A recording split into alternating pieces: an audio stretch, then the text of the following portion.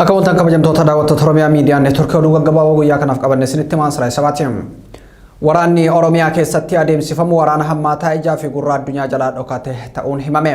Tibbana Yuunivarsiitii biyya Swiidin irraa barnoota saayinsii siyaasaatiin kan eebbifame Yaayaa Bashir gaafii fi deebii Oromiyaa Miidiyaa Neetwoorkii wajjin taasiseen Oromiyaa keessatti waraanni adeemsifamaa jiru waraana hamaa dhiiga uummata nagaa dhangalaasaa jiruu fi ija hawaasaa idil addunyaa jalaa dhokatedha jedhe. Oromiyaa keessatti waggoota waraanni hamaan lubbuu lammiilee nagaa nyaataa jiru waraana bilisummaa Oromoo fi waraana mootummaa Biltsiginnaa gidduutti adeemsifamaa jira. Ji'a lamaan dura mootummaa federaalaa fi naannoo Oromiyaa qindoomuun duula farra riphee lolaa mata duree jedhuun waraana Oromiyaa irratti labsanii milkaa'uu fi waraana bilisummaa Oromoo sadarkaa biyyaaf yaaddoo hin taane irra geessuu isaanii kan ibsan yommuu ta'u waboon gama isaatiin tibbana lixa Oromiyaa fi bakkeewwan birootti opereeshinii jajjaba geggeessuun yaaddoo cimaa mootummaaf ta'uu mul'iseeti jira.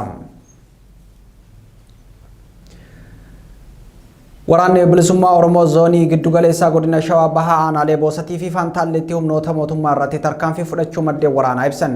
Lola cimaa guyyoota lama dura aanaa Boosata araddaawwan akka Ulaa Kaabii Diimaa Ijaaraa Dheeraa fi Haroo Diimaa keessatti waraana bilisummaa Oromoo fi loltoota Biltsiginnaa gidduutti geggeeffameen humnoota mootummaa irraa hubaatiin ga'uun himameeti jira. Sana hordofuun waraanni Biltsiginnaa aanaa Boosat ganda Garrii fi aanaa Fantaallee ganda Gidaaraa jedhamutti oraalii afuriin buufamuun manneen jiraattotaa ibiddaan barbadeessaa jiraachuu jiraattonni himaniiti jiru.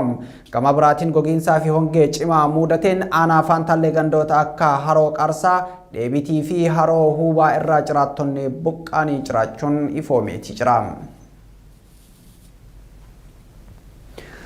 Obbo Tafarraa Ta'eeraa waggoota 29 magaalaa Finfinnee keessatti hojii tola ooltummaatiin afaan Oromoo barsiisaa turan yeroo ammaa kana deeggarsi addaa isaan barbaachisa jedhame.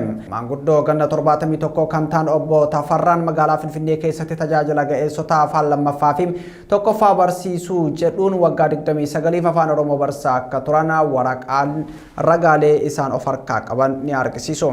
Dhiibbaa siyaasaa fi kan finxaaliyyii hunda danda'uun barataa kumaan lakkaaman afaan Oromoo barsiisuu danda'anii jirus jedhameeti jira.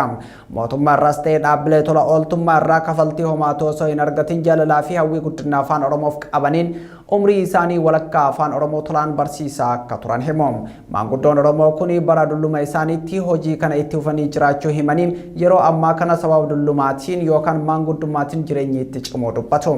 Uummanni Oromoo akka isaan bira dhaabbatuuf gargaarsi mallaqaa goofandimii maqaa isaaniitiin banamee kan jiru yoo ta'u barsiisaa fakkeenya ta'an kanaaf haalli mijatee deeggarsi akka taasifamuufis waamichi taasifameeti jira.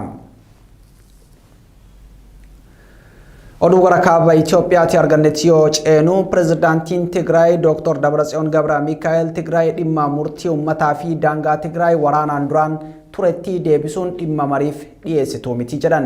Mariin mootummaa federaalaa fi Tigraay gidduutti adeemsifamuuf jedhaa wayitaa jedhamee dubbatamaa jirutti ejjennoon gama Tigraay kun kan dhagahame. Dhimma daangaa Tigraay bakkatti deebisuu fi murtii uummataa Tigraay mariifuu hin dhiyeessite jedha pirezidaantichi.